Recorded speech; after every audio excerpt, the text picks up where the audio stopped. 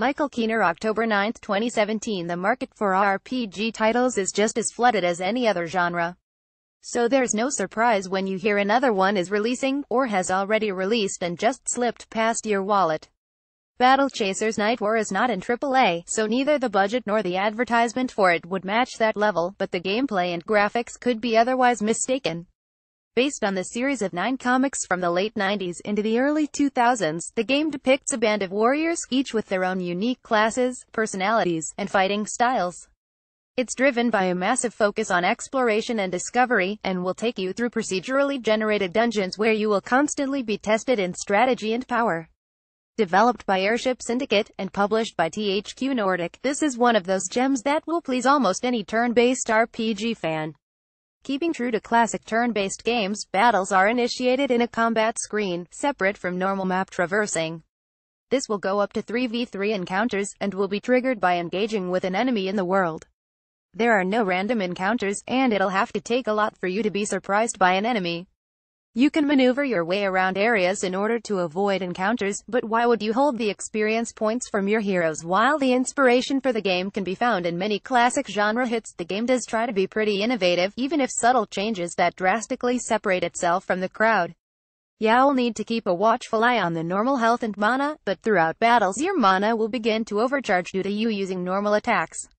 This will allow you to expel some powerful attacks on your enemies without the fear of wondering if you have enough recovery items in your inventory for after the fight, as the overcharge does not carry over after you are done. Also, the third important aspect of combat is the team burst attack. This will slowly grow over time, and when one uses it, the opportunity for anyone else is gone. This will add a level of strategy to the equation, as some heroes will be able to use it as a massively damaging attack, while others may use it in defensive ways. But experience points and perks that aid either offensive abilities or defensive abilities are not the only way to increase your odds of survival in this dangerous world. When in the hub city, you can forge new equipment and purchase items you will need later. There are 6 total characters for you to play as. The party size is only 3 though, so picking and choosing the combination you run with will come down to personal preference and style. Of course, it's not as simple as which characters look the coolest, but rather which of their unique abilities you find to be the most helpful in your travels. Each one is completely different than the others, and fills the common niches of the genre while also bringing a little bit of originality to the mix. You have characters like a giant golem named Calibretto, a rogue female known as Red Monica, a mage who goes by the name of Colin, and more. It's easy to fall in love with them all, but the party size is not the only reason you may shy away from getting to know them all. Experience gained from fighting is not equally distributed to all characters, regardless if they are included in the party or not. They must be in the party to gain experience and level up, which may be a bit off-putting. Some RPG games have opted to use a general leveling system for all characters, or at least give partial to those not selected for party, but perhaps maybe that is a small change that could be changed post-release.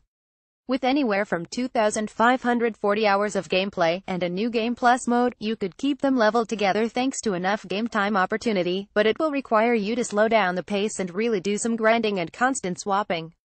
As you travel the world, you'll experience randomly generated dungeons, NPCs, and treasure. I loved this aspect of the game as it made me feel like there was a true reason to return to areas I had already explored, as well as start playing without fear of getting a few hours in and realizing it's still just a little too fresh on my mind to actually enjoy. It's the feeling that you are getting a very unique experience, and for an RPG that is so involved with dungeon crawling and exploration, it was a much-needed feature to be included. The art is one of the highlights of the game, as it was for the comics back in the late 90s, early 2000s. That same love and passion was definitely put into the game, as both the cutscenes and the gameplay look great. Cutscenes play out like comic books that you can just sit back and watch. It's virtually uncontested in the market, as really makes you immerse yourself into the world. Characters' personalities burst out of the screen, and so too do the colors. Bright and vibrant colors make up the game world and will vary from one world to the next. One area may be a winter setting while another is a dark forest, and you can sense that they are in the same world, but different corners. All in all, Battle Chasers Nightwar is well worth the investment for fans of the turn-based RPG genre. Hell, even those who are fans of comic books, action, badass heroes, and gorgeous game environments. There is anywhere from 2,540 hours plus a new Game Plus mode that carry your dollars further. The randomly generated dungeons mean you will have a unique experience each time, which is important for a game fueled by exploration and combat. I would have liked for the party to gain experience together, but it's definitely not the first time I've had to take this mechanic into account while playing. Party management is always a tricky task, but the great diversity in heroes makes it feel well worth the time commitment. The graphics and visual performance is one of the best I have seen in a while. This makes me want to go check out the comic books from the past. I heard there is supposed to be some concluding ones releasing soon, but until then they'll need to finish up on the first 9 because this universe is really worth the time and interest. Review code: a complimentary Sony PlayStation 4 code was provided to Brash Games for this review. Please send all review code inquiries to editor@brashgames.co.uk. Error content protected by DMCA.